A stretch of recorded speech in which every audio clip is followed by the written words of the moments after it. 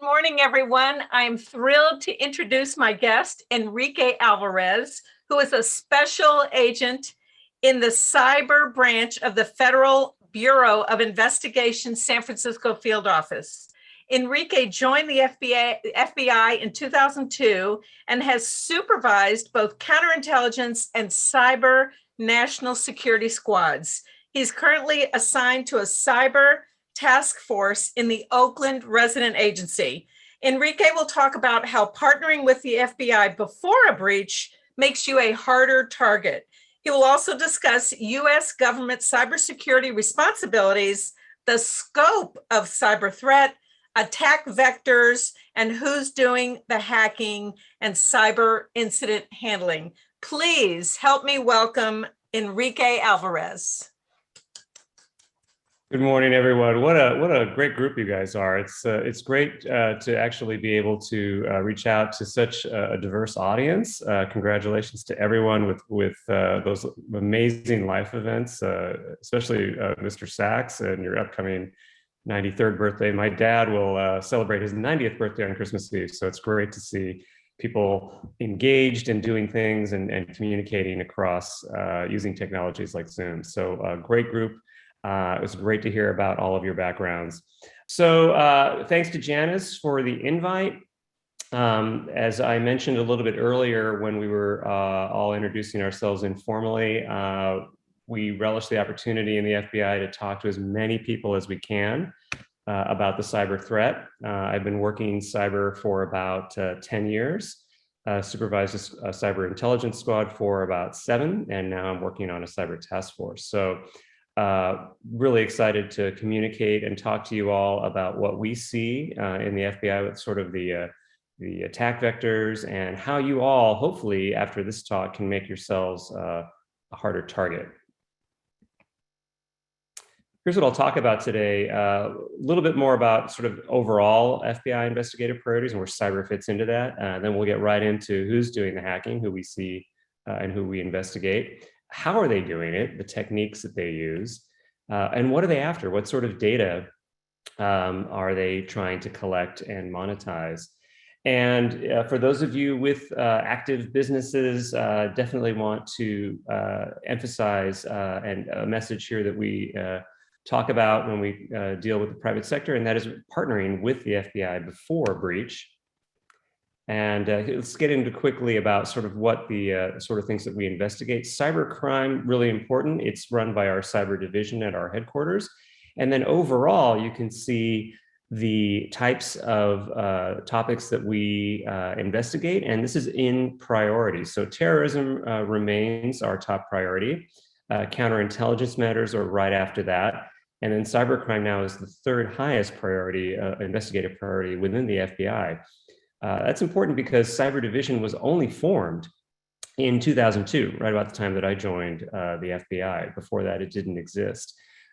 We see cyber elements affecting almost every investigative program that we manage and that we look into. But at the core of cyber division, we are concerned and track state-sponsored intrusion from threat countries and, of course, the ongoing cyber criminal threat. We have 56 field offices nationwide, so chances are wherever you are, there's a field office that's nearby. And we have at least one cyber investigative squad at every field office. Internationally, we have 63 and growing FBI legal attaches. These are senior FBI agents that sit at embassies around the world. And we have a growing number of cyber assistant legal attaches, and their job is to partner with that host country and assist in investigations that affect both the United States and that host country. So who's doing the hacking? Broadly, we see it along a sort of continuum. On the left-hand side of the graphic is sort of lower capability, and on the right-hand side, the highest and most dangerous capabilities. Some of you might remember back in about 2008, 2009, there were a lot of hacktivists that were making the news, and these were sort of loose confederation of users who all had sort of similar opinions about corporate America or social issues, and they would pool their resources together to hack and dox people. Doxing is when they release personal information of people that they perhaps disagree with. Moving up the scale, we have cyber crime. We spend a lot of resources in investigating cyber crime, and cyber criminals have gotten increasingly more sophisticated over the last few years. We also have an insider threat program where we talk to companies about about being able to sort of recognize and being able to deal with situations where maybe an employee decides to go bad. There are programs that we have that talk about how to recognize that and then how to deal with that. The threat presented by an insider is particularly potentially very impactful because, again, an insider or an employee who already has privileged access to your network, and so if they decide that they're having a bad day, that can have serious consequences for some businesses. Moving up the scale, espionage, right? Cyber espionage. This is groups of what we call state-sponsored hackers. These are hackers that live in threat countries whose only job, they have an actual salary from the state, and their job is to hack targets in the United States or the West or any other country that has information that they need. Cyber terrorism, we worry about that. There are a lot of terrorist groups still active in the world, and an increasing number of those groups have engineers, have software engineers, have hackers who remain dedicated to their respective causes. And so we worry about whether or not they're able to run attacks that might affect, say, water or power or things like that. And then finally, cyber war. We don't have a great US government definition of what constitutes a cyber war or an act of cyber war. It's still kind of being debated. But we do worry about a nation state, a threat nation state, say Russia, China, Iran, North Korea, being able to attack us using cyber means. So, turning off the power, turning off the water, things like that. We spend a lot of time investigating and trying to stay one step ahead of these potential cyber adversaries. So how are they doing it? This group has probably heard through news reports and through tech journals and even perhaps even your own colleagues about how cyber attacks are being sort of perpetuated and executed. If you remember two things from today, remember credential theft and phishing and spearfishing. Credential theft we see used over and over again in our cases as we investigate cyber intrusions. And what I mean by credential theft is people have collections of usernames and passwords, and you'll read about many different types of data breaches. And then in many of those breaches involve the successful capture of a username and a password in clear text, meaning that none of that information is encrypted. Humans being what we are, it's very hard for us to remember lots of different types of complicated or complex passwords. And so human nature being what it is, a lot of us tend to use that same password across different services. And actually that's what the cyber criminals are counting on, because if they can get one username and one password, they will try that, and they have very unique ways of automating these attacks, of using that same username and password across many different types of services, and they're able to often gain access to that. So if you remember using things like multi-factor authentication, this is a feature that is available on practically every financial institution. I know Pacific Gas and Electric, PG&E, uses MFA or as an option. Your email, if you use Gmail or Yahoo or what have you, every one of these types of services, your Facebook accounts, things like that, Twitter, all of them offer what's called multi-factor authentication. And this is just basically another layer of authentication, typically tied to your phone. So if you log in to, say, your bank, you use your username and password, Then if you have MFA turned on, you might get a text from the bank saying, enter this 5-digit code or whatever it is into that website. And then the bank knows that it's definitely you, right? Because you should have your cell phone and the username and the password. MFA is the best way to combat what we see, these two main areas of attack in our casework. Phishing and spearfishing, I'm sure you're all aware of this. You're probably receiving phishing emails as we speak in your email accounts. It's a huge problem, but thankfully it's fairly manageable. A lot of good email providers like Google, for example, automatically will filter what they think or what they observe to be phishing attempts and just put that into your spam folder so you don't even have to see it. But we do see in our casework many victims, whether they be organizations, nonprofits, or corporations, falling victim to phishing and spearfishing attacks.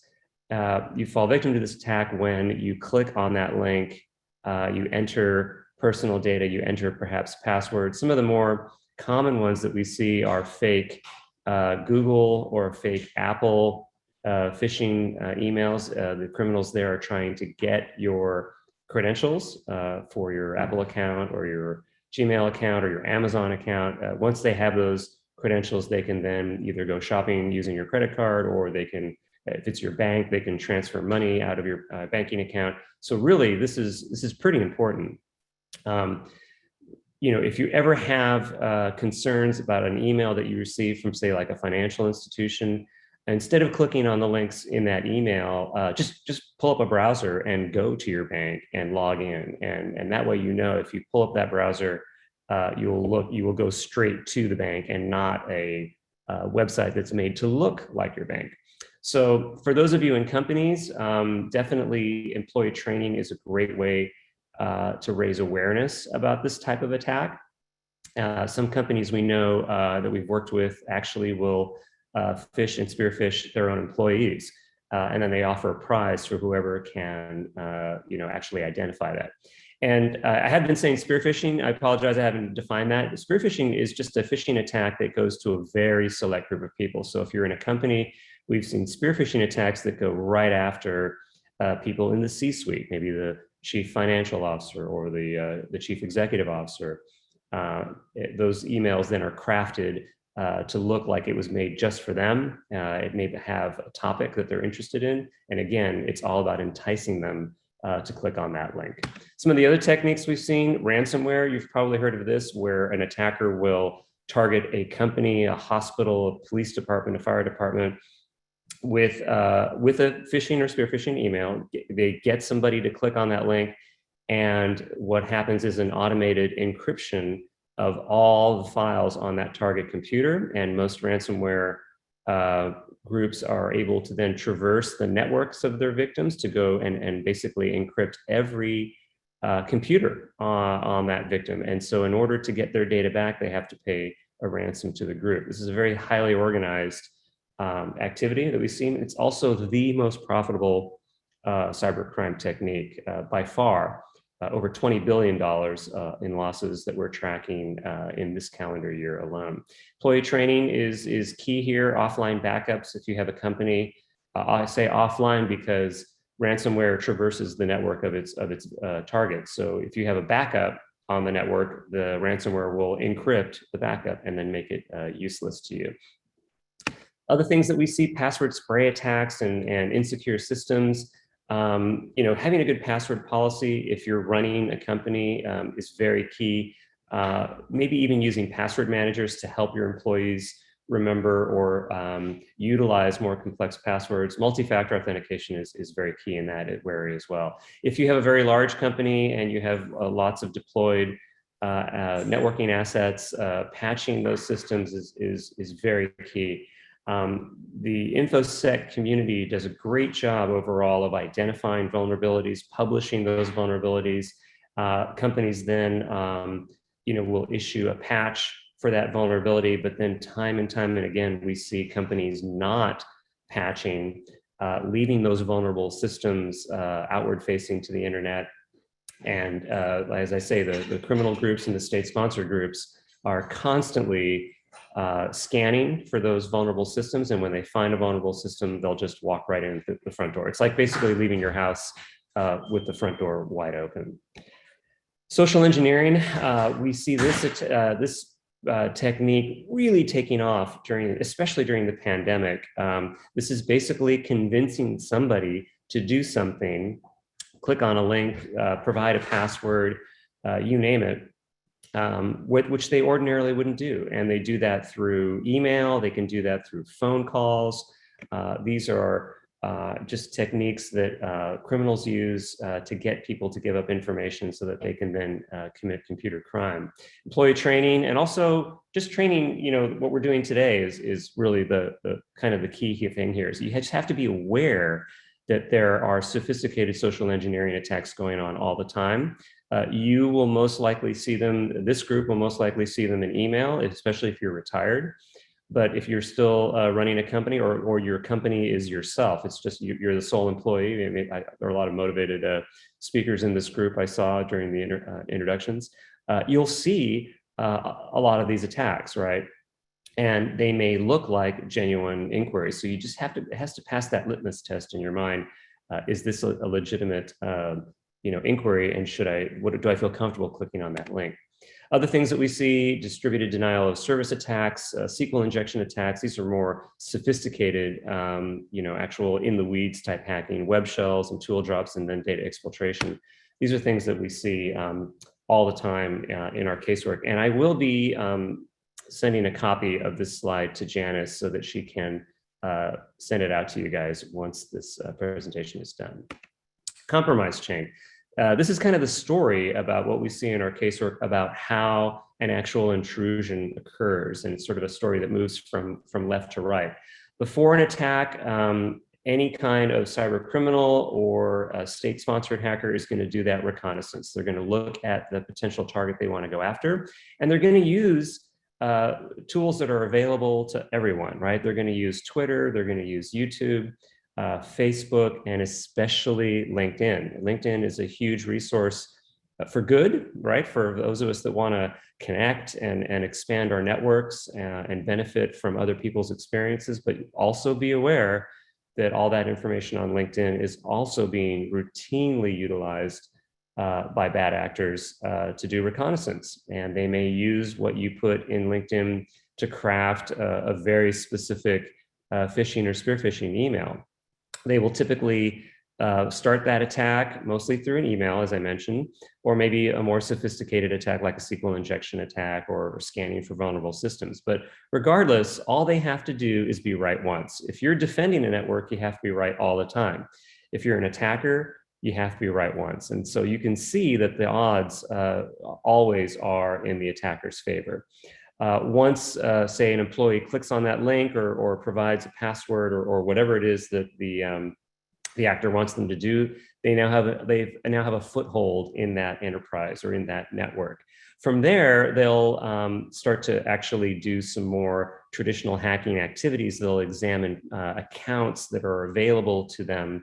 They'll escalate privileges. Maybe that person that they attacked only has limited capability, but if they're able to crack a weak password using off-the-shelf tools, they're able then maybe to create a new account or new accounts that have better privileges that allow them to examine data in the network that they're attacking. They'll do that internal reconnaissance now that they're inside the network. They'll move laterally and expand their presence. And what I mean by that is that they will drop tools that will allow them to get back in much easier. To get to this point, they've had to take a number of different steps, but once they're in, they're going to be able to drop specific tools that will allow them basically to walk in with privileged capability. They're going to look for that data that they want to steal, whether it's personally identifiable information, PII, or protected health information, PHI, credit card data, whatever it is, or perhaps it's the intellectual property that makes that company or that enterprise unique. They're going to collect that data over time, archive it, and then they're going to exfiltrate it. And this is the noisiest part of an intrusion. This is when data is leaving the network. Some of the more sophisticated actors that we see will actually kind of mask their data exfiltration to look like legitimate traffic that they observed. And at this point, they've been in the network for a long time, many months at this point. But then their goal is to get that data out of there. And sadly, a lot of the victims that we have dealt with that have come to us to report an intrusion, their first indication that something is wrong is when they see data leaving the network. And that's really the worst part of some of the cases that we've worked on. Finally, those actors will try to maintain presence in that network, and they may come back routinely. We've seen some of those actors actually come back to those and re-victimize some of those networks. Maybe they didn't find all the data that they needed that first time, and they're going to look for it when they come back. So ransomware, I did mention that in an earlier slide. This is by far the most profitable type of cybercrime. Losses in this calendar year alone are at least $20 billion. And that's only really what's being reported. We do know that most or that some victims of ransomware don't report this. They try to keep it quiet, and sort of that's a problem because we need to understand the scope of the problem. So $21 billion is a lot, but that's all that we are estimating at this point. We think the number might actually be higher. We've seen ransomware really take off in the organized cybercrime area. So we've seen actual cyber crime groups utilize an affiliate model, right? You can get started with ransomware even if you're not a sophisticated cyber actor. You can rent the capability from these cyber groups, a lot of which are based in Eastern Europe. DarkSide is a group that we've investigated out of the San Francisco office. They're a classic sort of example of the affiliate model. They will essentially rent out their capability to people that are willing to pay for it. Of course, at the heart of the ransomware technique is the extortion, right? They get into your network, they encrypt all your data, you're not able to access anything that belongs to you at that point. So you have to pay a ransom, typically in cryptocurrency, Bitcoin, back to those criminals, and then they will provide you with a decryption key, which then gets your data back. However, we have seen this technique evolve to a double extortion where, remember that story about the actual intrusion story there, the criminals will have come in some cases and actually exfiltrate sensitive data that belongs to that company. Then they'll go ahead and encrypt so that you pay to get your data back, but then maybe 2 or 3 months later, they come back and say, we have your sensitive data. We're now going to release it publicly unless you pay an additional ransom. And then very rarely we'll see a triple extortion where if a victim does not want to pay, the actors will then conduct a denial of service attack on that victim. And as they're trying to sort of remediate from the attack, it's further complicated by a crippling denial of service attack. We have seen in some instances where we've seen a double encryption attack where the encrypted data then is re-encrypted. So you're now having to pay twice to get to your data unencrypted. And ironically, ransomware is based on a trust model. I know that sounds kind of weird, but the ransomware actors really want you to trust that they will in fact decrypt your data. In some cases, when you've suffered a ransomware attack, the actors will be in touch and they'll say, give us the names of maybe your 100 top files that you need in order to conduct business, and we'll decrypt them for free to show that they are able to do so. So some ransomware actors, again, a lot of them don't speak English. They're based in Eastern Europe, will rent out call centers in India to help you. There's a number you can call. It's a number here in the United States. It's a voice over IP number, and you can talk to someone who has a script that will help you purchase the Bitcoin and pay so that you can get your data back. So it is weird to see this sort of trust model being implemented by these criminals. Again, mitigation for ransomware, the top thing is really employee training. Don't click on these links, because every ransomware attack that we investigate typically is initiated by the victim. The victim clicks on something and then that starts the ransomware attack. If you have offline backups, these are backups that are relatively recent, of your data and they're not connected to your network, you could just then shut everything down and reconstitute from an offline backup. And also, cyber insurance is a new thing that's happening. Be careful with cyber insurance because the ransomware and the cyber criminals are acutely aware of cyber insurance policies. And in some cases, we've seen actually the actors review the cyber insurance policy during the intrusion, but before the attack has begun, so that they know exactly how much the policy is and what the deductible is.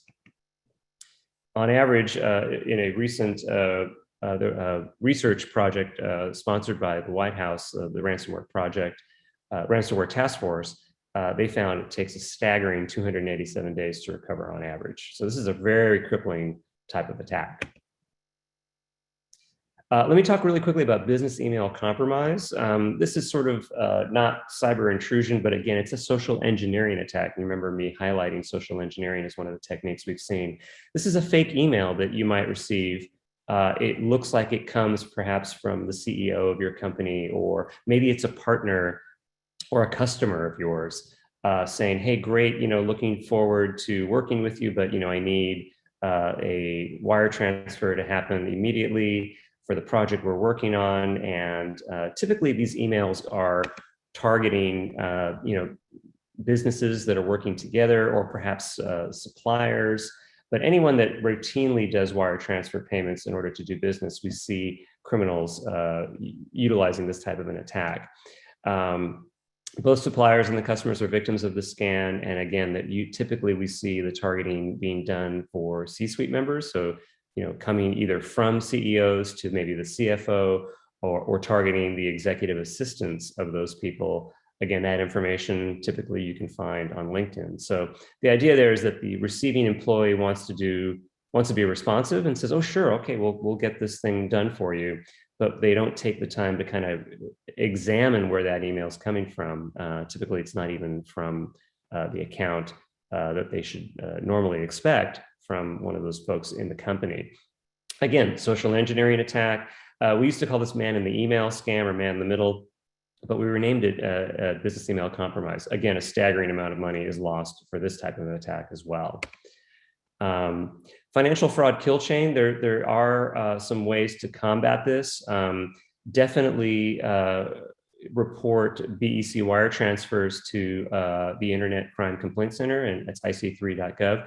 ic3.gov is a great resource. There are annual reports that are published there, and this is sort of a whole of government approach to cyber crime. But even if you're victimized in a small scale scam, I highly recommend reporting it to IC3. That information that gets disseminated to multiple government agencies.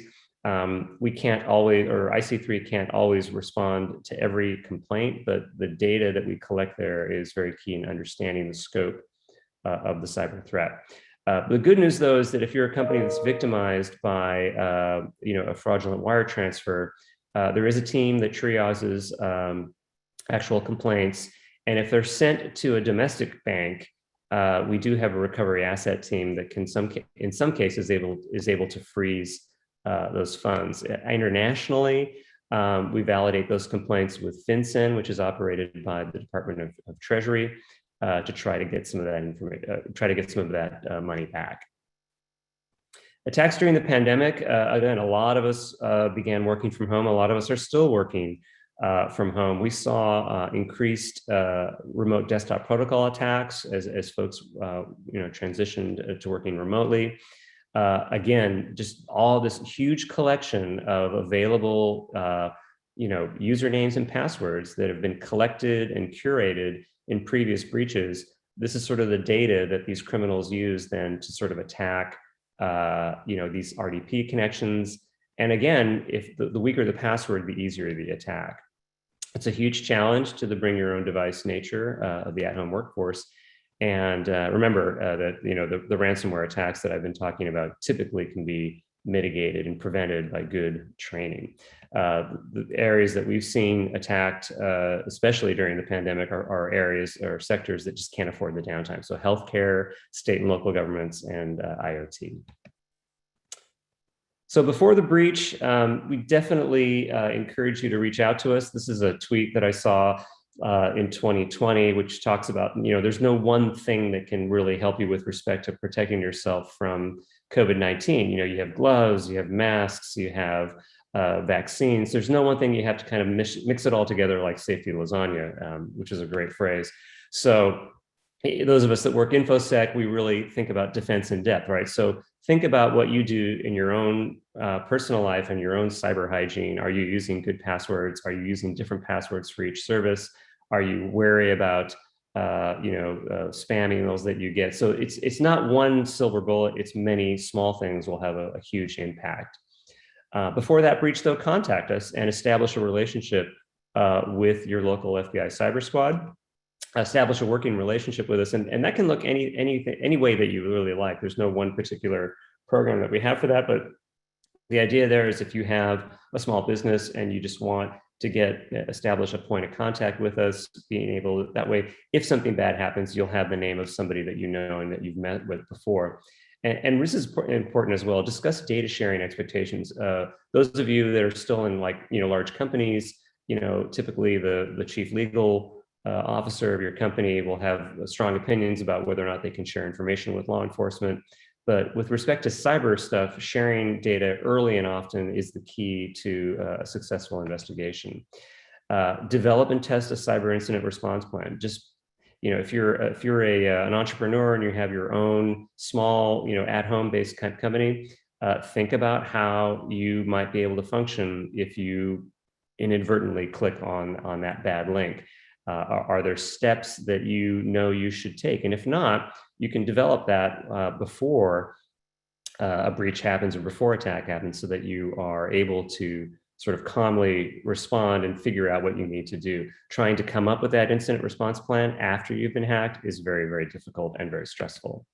And then if you have a point of contact with us, then you can discuss and share suspicious activity with us, and we might be able to actually determine if that's something part of a larger group or if it's an isolated incident.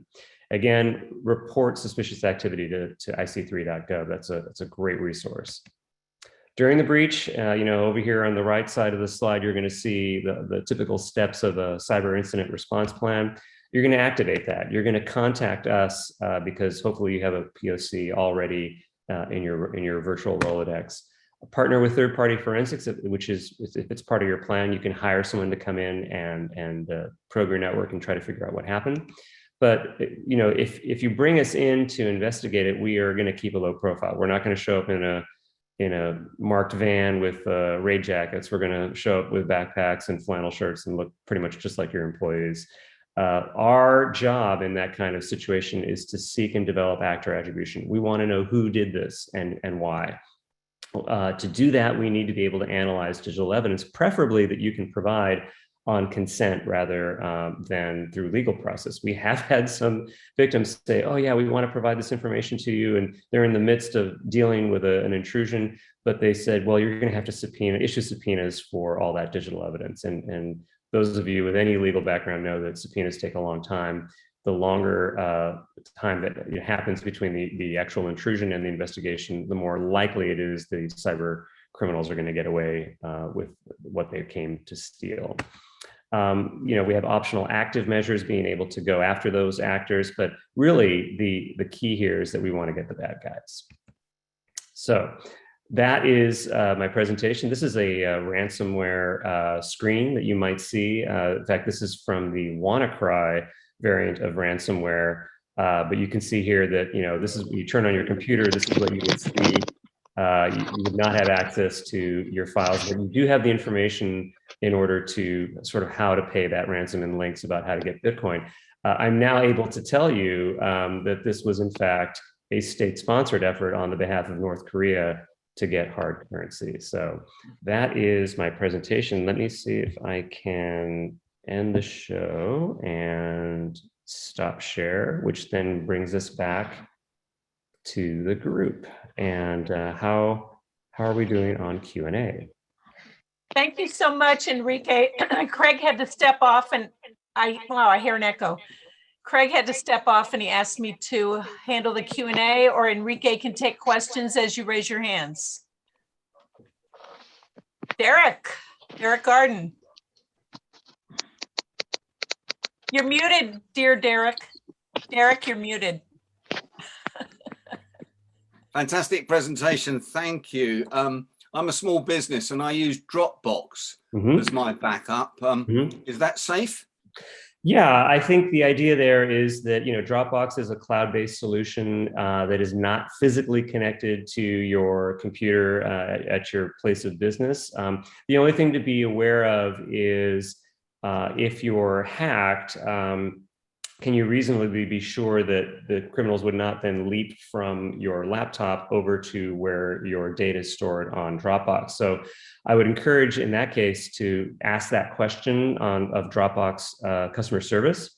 Just tell them that you're concerned about if you are attacked with ransomware, is the connection between your computer and your Dropbox archive protected, or there are additional measures that you can take with Dropbox to say, look, if every time I access my data at Dropbox, use multi-factor authentication. So that would prevent typically a ransomware attack leapfrogging from your computer over to your archive in Dropbox, adding that extra layer of authentication. Thank you. Dropbox, I received an email just yesterday and it was so obviously spam because it was sent to like 100 people. Yeah. And obviously, and I don't know who the person was. They wanted me to click on some Dropbox link. And thankfully, for once, I didn't click. Who else has a question? Richard Sachs. Yes, Enrico, during the recent presidential election, was hacking occurred? Yes, sir. That was a spectacularly successful combination of a state-sponsored attack perpetrated by Russia, by the intelligence services of Russia. It was sort of a multi-pronged sort of operation. The hacking component involved gaining access to several prominent individuals in the United States who had political information. So John Podesta of the DNC was hacked with a spearfishing message where he was tricked into giving his Apple ID credential. He did not have multi-factor authentication with Apple, so all the actors needed in that case was his username and password. From there, they were able to download all of his email, and then that email was then later leaked to WikiLeaks. So at the time this was happening, though, all people saw was just the leaked data. We were not able to get that attribution. We have since indicted, I believe it's 16 named individuals of the Russian GRU. That's the Russian Military General Staff Directorate. So it was an actual unit within the Russian GRU who was tasked by Russian leadership to get this information and then selectively leak that information in what we call in counterintelligence matters a perception management campaign. So the goal of the Russian actors in this case was to change people's minds regarding candidates in the 2016 election. The other part of that operation involved doing legitimate, purchasing legitimate ads on Facebook. Facebook allows you a high degree of resolution on how and when to deliver ads to very specific types of data. Remember, if you're using Facebook or Google or Yahoo, any of these free services where you don't have to pay but get an incredible amount of capability from, you are the product. So you are trading personal information about yourself to these providers, and then they use that information to make money. So in the case of Facebook and the Russian attacks in the 2016 election, they utilized Facebook's very, very capable ad delivery system, and they sent misleading information, disinformation, even the Russian term is desinformatia, to thousands and thousands of Americans and changed their minds on candidates in that election. Thank you. Bill Buchanan. Myself, Enrique, welcome on board. I'm just sorry that Special Agent Marty Majalski is not with us. He worked Soviet counterintelligence. Notice I'm using the word Soviet. Does that? Yes, yeah, I remember that term. Yeah, right. And I worked on another part of the Soviet counterintelligence team. Anyway, a couple of questions for you. I have a couple of businesses, and for quite a few years, I've employed Carbonite. Is that a good platform for data security? Yeah, I can't really endorse one service over another, but I am familiar with Carbonite, and that is a cloud backup solution. So that's just taking the data that's on your computer or computers, and instead of backing it up to a hard drive that's attached to your computer, it backs it up over your network to a cloud-based solution. So that's good, because that is not sitting on that backup is not sitting on your network. It basically applies to the same question we had earlier about Dropbox, and that is to talk to Carbonite and say, hey, look, I'm concerned about ransomware attacks. If my main computer or computers are attacked with ransomware, are there ways of ensuring that my Carbonite backup is not affected, right? And they may come back to you and say, oh yeah, you can ensure that by doing multi-factor authentication or clicking this particular option, because some of these backup solutions are seamless. In other words, you make a change on your computer and immediately gets reflected on your backup, which is good. You want that, but when you're talking about a ransomware attack, you're concerned about that change happening on your computer, and then that same ransomware capability then being reflected onto your backup, and now your backup's encrypted, right? So it's very nuanced in that respect. So I would encourage you to ask Carbonite and also Dropbox or whatever offline solution you're looking at, and say, hey, this is what I'm concerned about, and how can I prevent that from happening to my backup? And in some cases, there should be ways of ensuring that change doesn't happen immediately. Yeah, you'd think that this would be an industry standard for protecting that link between your data and the Carbonite cloud backup, but I'll pursue that for sure.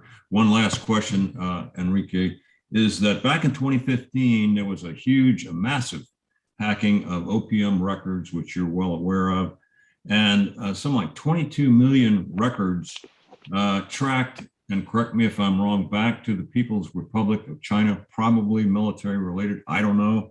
But anyway, here's my question. I know now that they know everything about me and the fact that I work for the FBI and counterintelligence and all that sort of thing, where I live, what my dog's name is, and what his level of training is and bird work. But here's the thing.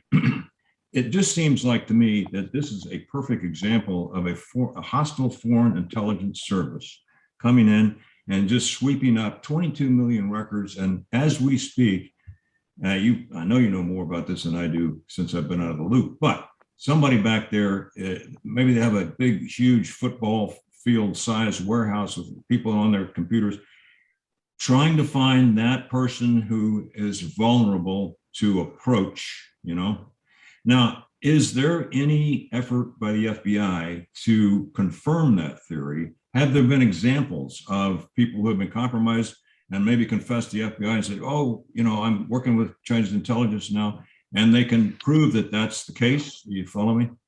Yeah, I follow you, and I'm very familiar with that case. What I can tell you, there's an enormous amount of information that's available about that case in the indictments that were unsealed by Department of Justice, because we identified a number of named Chinese hackers who were responsible for that. And you mentioned OPM, but that's just one slice of that pie in that attack. They went after OPM to identify US government employees. In fact, my 2001 FBI application was part of that data set, right? So they know all about me. But they also, the same set of actors as detailed in the indictments, went after Anthem, Blue Cross Blue Shield. So they went after healthcare data. They also hacked travel data from Sabre. So this was a concerted multi-year campaign perpetuated by the Chinese Ministry of State Security, so their civilian intelligence services. And they were layering that data on top of each other to identify US government employees who might have Chinese, ethnic backgrounds, who travel to certain parts of the world and who have health problems, right? So that's an example of a multi-attack, then combining all of that data together to extract a set of people that they were interested in. So it's really stunning how they thought about it. and then how they went after it. And then once they got the data, how they layered it together, and then extracted valuable intelligence that matters to them from these different data sets. So that's a great example of a devastating state-sponsored attack, just leveraging data that's out there. One last question. As the press will tell you, the press reports are that the bad guys are moving in on us, the foreign actors, the ones you mentioned. And that Colonial Pipeline hack was very disturbing because it was infrastructure. Correct. That's a common interest now, infrastructure. In your opinion, and this may go above the FBI responsibilities into policymaking, at what point do we declare that we have been attacked to the point where it's an act of war? I mean, any ideas about that? No, that's a great comment, Bill. And as I mentioned, earlier in the presentation, right now the USG does not have a good definition of what constitutes an act of cyber war. And I think that the main reason that we don't have it, this is my opinion now, I'm not speaking as an FBI agent, it's my opinion, is that attribution remains very difficult, right? So attribution of saying definitively this threat country that we're tracking made this attack because they wanted to attack us as an act of war. That's very hard to actually prove, right? If you have, planes over Pearl Harbor dropping bombs, with red dots on the planes, that is, the attribution to that is, Japan, right? Back in, because we just celebrated the 80th anniversary of Pearl Harbor. With cyber attacks, we don't get that level of clarity. It is very, very difficult, and it takes a long time to develop that attribution. The earlier question I had about the 2016 election, I mean, that was a multi-year investigation across multiple cyber squads and the FBI and the whole of government approach to kind of figure out what happened.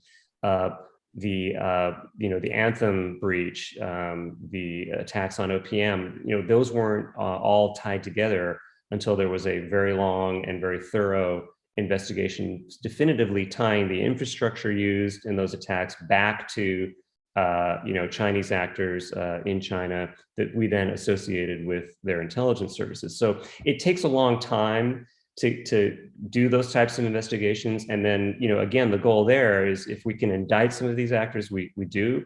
We're never going to get those GRU officers that perpetuated those attacks. We're never going to get those Chinese hackers that worked that particular intrusion, but we will still indict them to name and shame. And then, of course, being an Interpol red notice is a hard thing to live with, right? You can never basically visit a civilized country again, because if that country has a relationship with us, and most do, they'll get arrested, right? So we are trying to impose risk and consequences on these actors, even if we know that we are not going to be able to sort of get them into a US courtroom. But attribution is the hardest part. And that's why I think you haven't seen the leadership, the White House say, oh, this was an act of cyber war, because we're just not sure what that means. And we're not sure what those consequences would be then if a country says, well, if you're accusing us of cyber war, we're going to attack you in some other means, right? And also asymmetric responses to things. I'm really worried about right now the Ukraine, as I'm sure you guys are tracking in the news.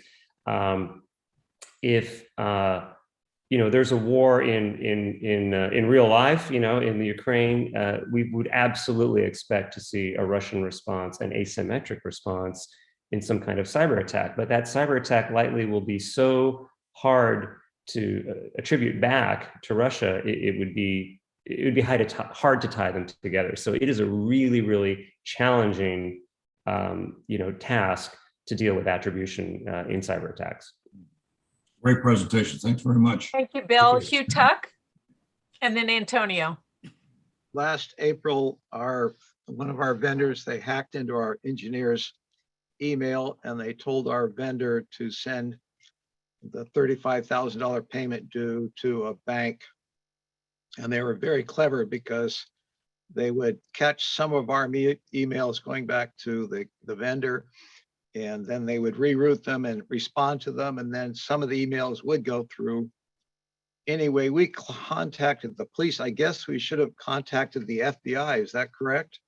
Yeah, that's a great example of a BEC, a business email compromise, where the actors were in your email system observing emails going back and forth. And then when they saw a transaction about to happen, that's where they insert themselves and say, oh, hey, let's send that payment to this sketchy account in, the Philippines or Macau or wherever it is, instead of the bank that you were normally thinking you were going to do this with.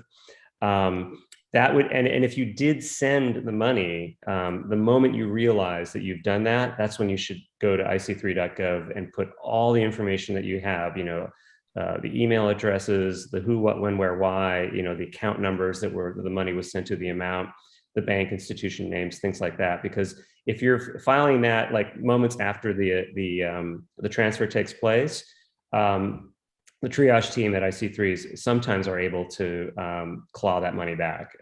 They have more success if the money went to a US institution, but there have been some successes with clawing money back from international accounts as well. So police are you might need that police report for your insurance purposes, but really that's got to be an ic3.gov. And then also if you know someone in the FBI, now you do, that's when you would say, here's the information, get it to us as well.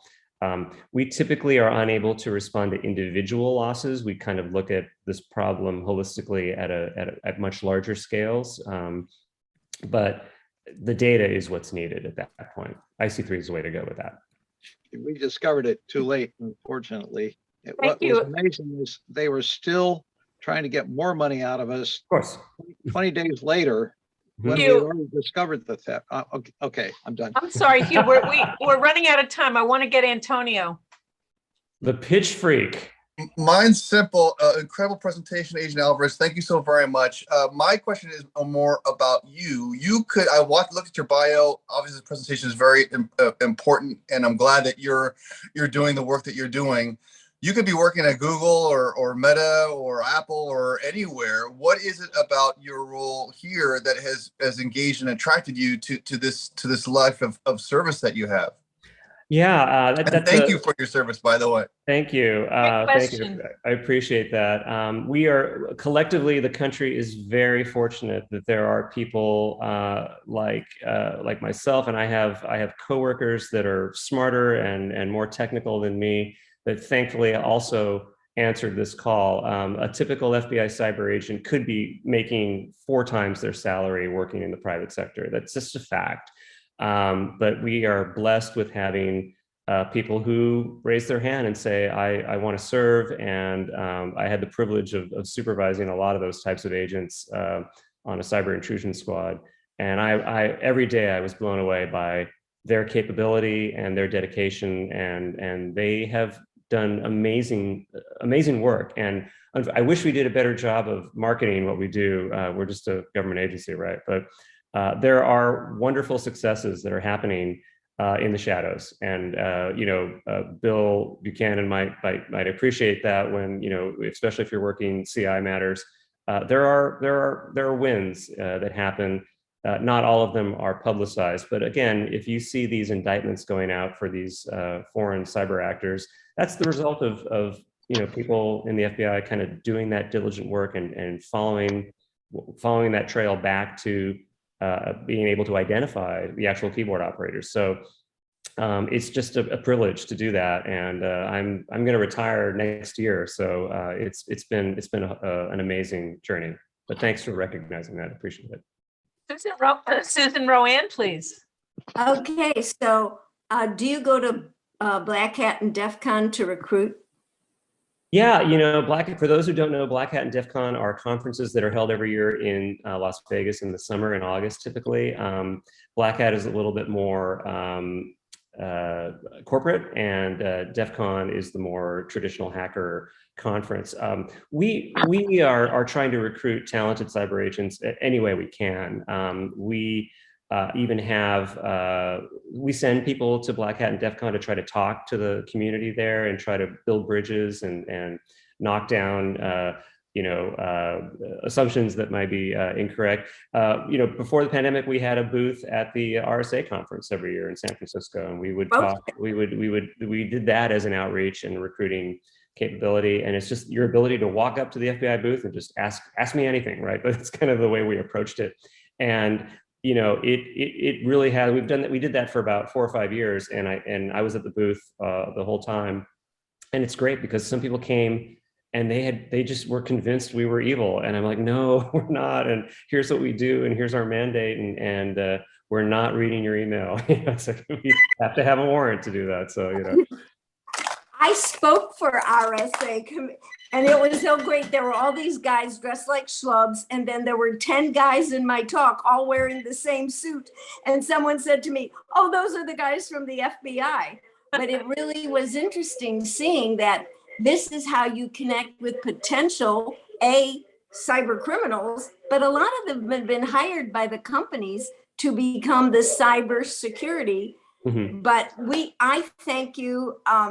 Maybe because I grew up on watching the FBI, have always been a great fan. But I think it was the Efren Zimbalist. But you now are Junior. Yes. Yeah, I remember that show. Funny, Susan. So I have a quick question. I have a million questions, but the one that jumps up the most. You said that in general, the FBI is focused on these larger, broad scale attacks, which I totally appreciate. And then you also said you encouraged us to report attacks. So I recently got that call where you can tell it's a fake phone system and a fake voice. And the guy wants me to confirm my social security number. And thank God I knew better than to give away my social security number. But in a case like that, do you want to hear about it, or do you already know they're out there? And if so, what information do you want?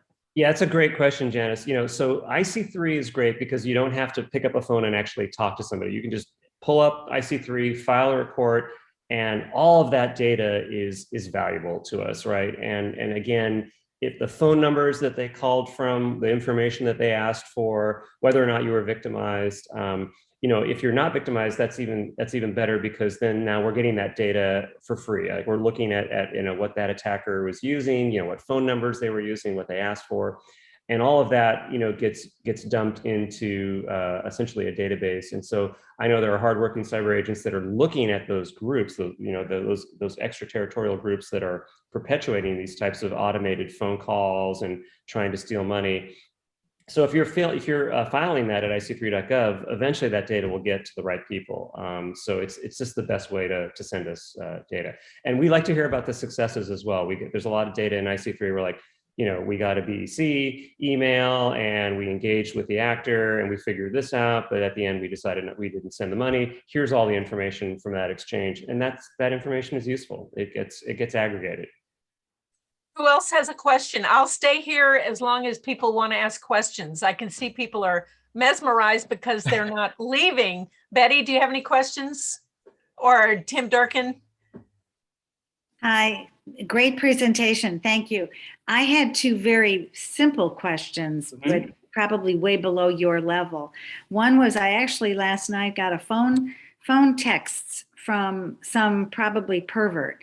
And I get them from all over the country, not from perverts, but from people. And I finally reported him to Apple Junk. But what do you do with that? It was really scary, even though, and luckily I had the foresight not to respond or whatever, but I wrote down his phone number. So what do I do with that phone number? Do I give it to the police? They don't have time or care. No, this is, what are they asking for? Were they asking for you to click on a link? Were they asking you? No, they wanted to just kind of sexual innuendos. Oh, yeah. So again, all of that is, they typically, they probably were not interested in that. What they want you to do is click on that link, because that link is a gateway then for you to provide information to them. So they use the sexual innuendo, they use we try to deliver a package theme, they use you have a gift card, they use any number of enticements that they just know will work with a certain segment of the population. Again, the idea there is that there's a link embedded in that text, and they just want you to click on that. That link may be an affiliate link. It might be a link that offers you, discounts on shopping, but the end result is to get a credit card number or to get a social security number or any other PII that they can then monetize, right? So the best thing to do, whether you have an iPhone or an Android phone, there are some basic settings you can do to basically turn off texts that you don't know who they are, or that they are coming from numbers that you don't recognize. Right.